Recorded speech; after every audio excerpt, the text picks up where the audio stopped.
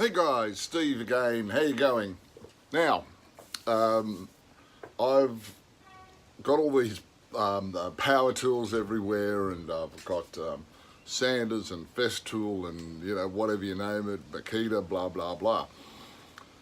But I've started enjoying the fact of making things a bit more sort of finer and nice. Look, the power tools are great, and they got their place of what I do as well, because I do such a varied thing.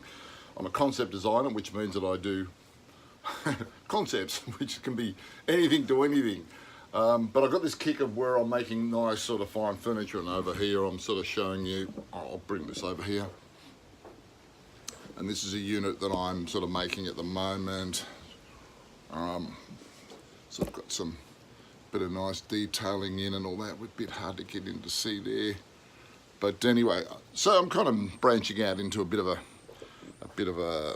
new world for me. Well, not so much a new world, but a bit of a interesting. I want to do sort of one-off pieces and things like that.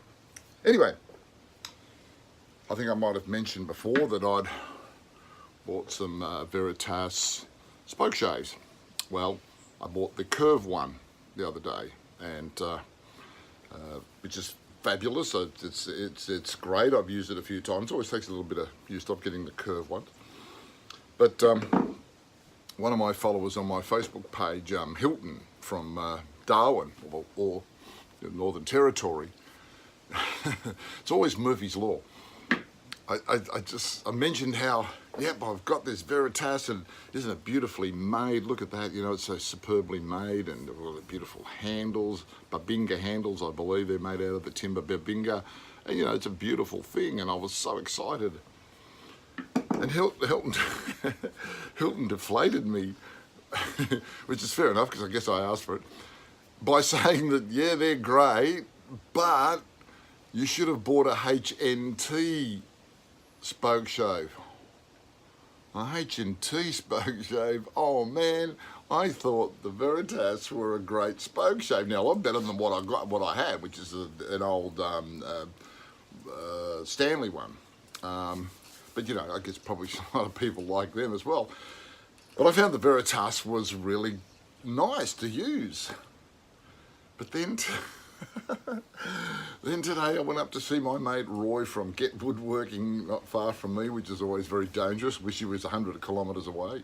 I'd go up there less. But I've got a Lee and Nelson plane, a big one, and I find that's a great plane to use. And I thought that was really good because I'd spent a lot of dollars on it many years ago. And then I asked Roy, I need a small plane. I've got a few Stanley ones, but I don't find they're all that great. I mean, they're really sharp and blah, blah, blah. Then I bought a H.N.T. It's called a number 55 smoothing plane. Now, this is made out of timber. Now, this is absolutely freaking gorgeous. This is so beautifully made by Terry Gordon. He does it so well. I mean, so well. This is where well, it's very simple, you sort of unscrew this. Now, well, I don't know if you can sort of see that, and I'm going to sort of show you this. But look how beautifully that's made. I mean, that is, well, oops, a bit light. Look, that's perfection. Look at that. I mean, how clever is this guy? And it's so simple. You got a lovely big thick blade. Look at that, beautiful big thick blade, and you got the simple block set up, and you're set up the back.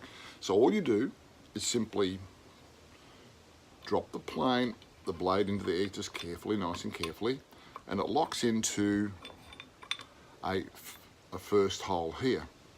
Now, I've got a second hole there when eventually you've ground it down, but I think the distance from there to there, that's a hell of a lot of grinding, and I don't think I'll be grinding it that much in my life. Anyway, so you just sit that in there, you get this end, and you just push it down. You make sure that the screw underneath here is under the level of the brass. And you push it down with your 2 fingers, make sure it's bedded down. And the reason why you make sure that it's not screwed right through is so that it actually beds down to the bottom perfectly. So you just finger tight it slightly, just a little bit. Then it's just a matter of adjusting your blade, and you can tilt your blade. Whoa, got to be careful. I maybe had not tight enough. Okay, so now it's just a matter of, you know, deflecting your blade either side when you're looking down with it to make sure it's nice and now I can't see here, but whoops, you can see the gap between the blade and the brass is so fine, you can imagine you're going to get a fine cut with it. Now you'll have to bear with me just for 1 second while I look at checking the, because I just knocked it out of alignment then when I actually did that. So I just got to twist this 1 second. Just got to twist it a little bit this side. I feel it with my fingers. A bit too much that way. Too much that way. I'll back it off a little bit. Now I'll tighten the screw up. So if I feel it now, it might work. I might have to adjust it. But as Terry says, you should take it you know, fairly easy. The whole idea is to try and get a nice, you know, a nice slither of timber. And these are the slithers of timbers that I've been getting, and they're fine as dust. Now I'll try if I can kind of go in here a bit with the magic of the camera. Now this is a bit of sort of what they call cranky wood, spotted gum, I believe. Yeah, well, it could be spotted gum or whatever. But you notice there's a sort of metallic thread, and this is, I tried planing this with my other planes, and it would sort of tend to grab and rip. I'm going to put it in here, and I'm going to pick up one of the rough sides, which there's nothing really rough on it, but because I was planing it before. Okay, this side's a bit rough. You know, you might be able to sort of see it's a bit rough. So I'll move the stuff, all this other stuff I've got on my bench. I was so excited, I thought, well there, look, it's all fallen down. I was so excited that I wanted to come and show you. Now, if I just, now it's probably a little bit too less, so I'll back off this nut a little fraction, give it a little twist, tighten it back up again. Oh yeah, but feel that. Now, I was planing against the grain, hardly even noticed it. Now,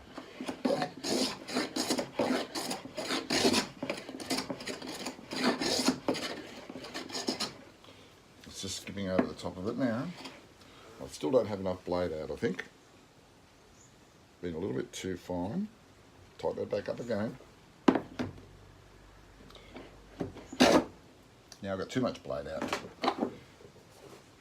So I'm going to get used to this. Okay, so back it off a bit. Back the blade off a little bit. Tighten it back up.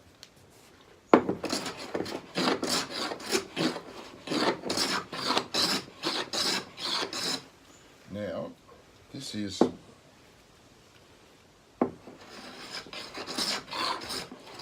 I know what I'm doing wrong. It's cutting too much to one side. So I now just have to pull it over a fraction by lining it up.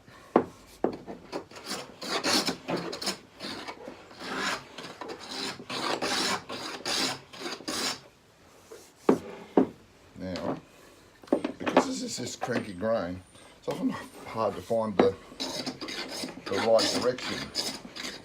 But it's doing it so easily.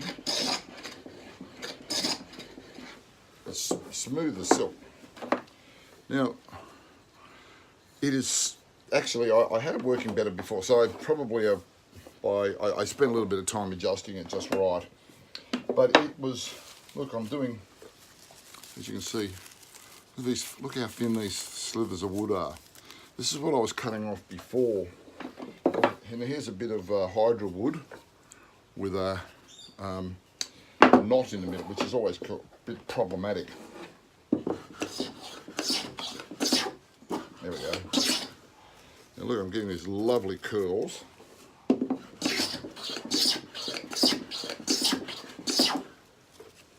These beautiful, beautiful curls. Thin as, and I can make it even finer if I want, just by slightly backing it off on the blade. I might just turn up the colour a little bit. That's probably better. It was a bit dark before. Now back the blade off a fraction, push down and lock it down. So now I've backed it off too much. Definitely. Right, back it off a little bit, diamond a little bit, tighten it up. This is the whole thing with tools like this, isn't it? You've really got to, look at this, oh gee whiz. Sorry guys, it's a bit flary. But look, that's so tissue thin. And as I say, it's my fault because I've actually, the blade is not set correctly because I have too much on one side coming out. And this is where I'm trying to get used to this sort of stuff. Okay, that looks a bit better.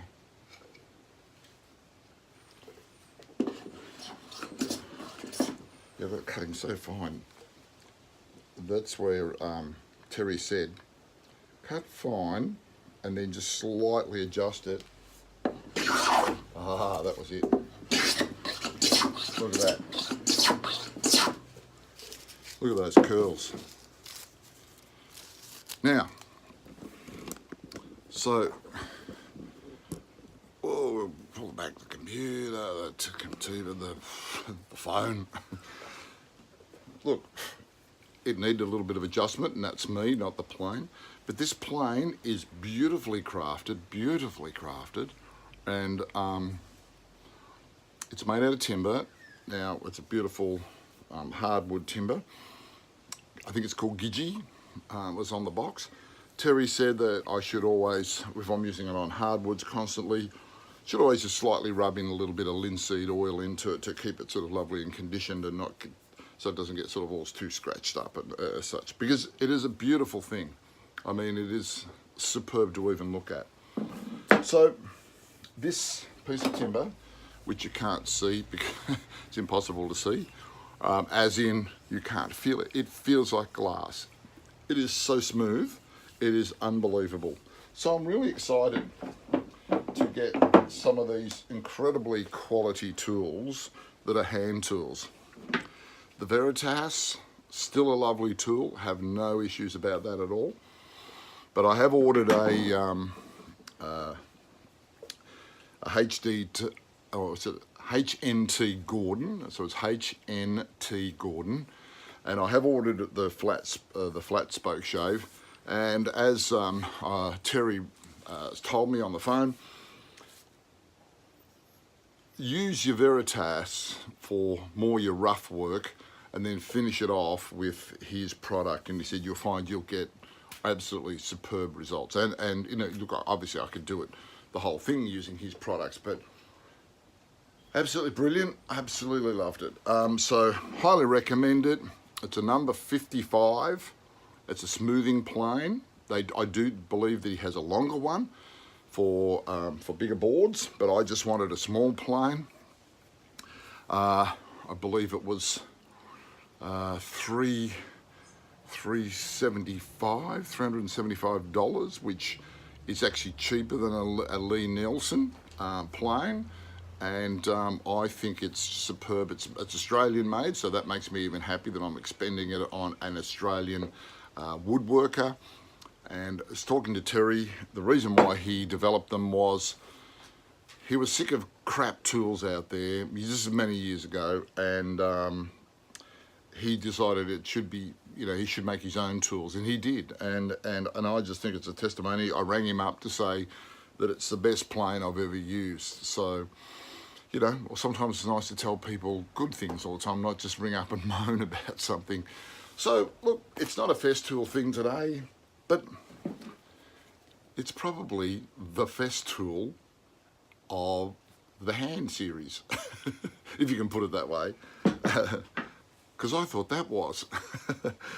All right, guys, well, oh well, I suppose I'll quickly show you another thing, because I've been a bit naughty, and I wanted to use a nice little crosscut saw, just a little one for fine work.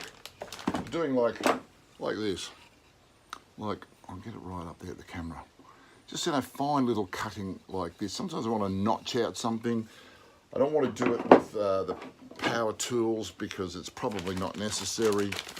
And I did get this one from Veritas because Terry doesn't make saws. And this is it's a lovely saw from Veritas. It fits beautifully in your hand, as you can see. Look at this. It sort of hooks under here and hooks there. And your fingers, it's nice and stiff, very stiff along here. It's a forward cutting saw, not a back saw. I've got a bunch of those Japanese back saws. They're very flexible. They're good. Yeah, they're great. But I guess I was probably have always been traditionally but what I love about them is they're very fine. They're incredibly fine, the Japanese saws. Which is good, because sometimes you just want to do something where you don't want to cut, you know, you don't want a great big saw cut and it cuts it finely. So I bought this one, the Veritas one. It's a great little saw. I can't remember how much this one was. I don't think it was an arm and leg, but it's great. I needed one, and I'm finding that it's great to have all the power tools, as I said before. And I've got some really lovely tools, which are very enjoyable to work. But sometimes, you know, you just need some hand tools to sort of finish off things really nicely, or just get the rewards of working lovely and quietly in your workshop and getting great results, you know, and sort of very satisfying. So when I get my spokeshave, I'll do a thing on the spokeshaves. I've got to practice a little bit on the spokeshaves, but I'll show that later. All right, guys, thanks for putting up with me for another series. No, it's not Festool. Festool aren't doing anything at the moment, so I can't show you anything Festool because it's not really Festool stuff. I've got it, I've had it for a while. You know, there's nothing new except there's a dust collector or something like that. But then I've got no room to put one of those dust collectors because I don't have the height anywhere, because anything that I have with height has got something above it. But I did buy one purchase, which I'm getting late November, and that's the Jet big boy bobbin sander. So I'm looking forward to that. I was over at Carbotech the other day and settling up my my account there so that it can be delivered when it's ready. Looking forward to that. It does everything from 6mm up to 100mm, the bobbin, which is fabulous.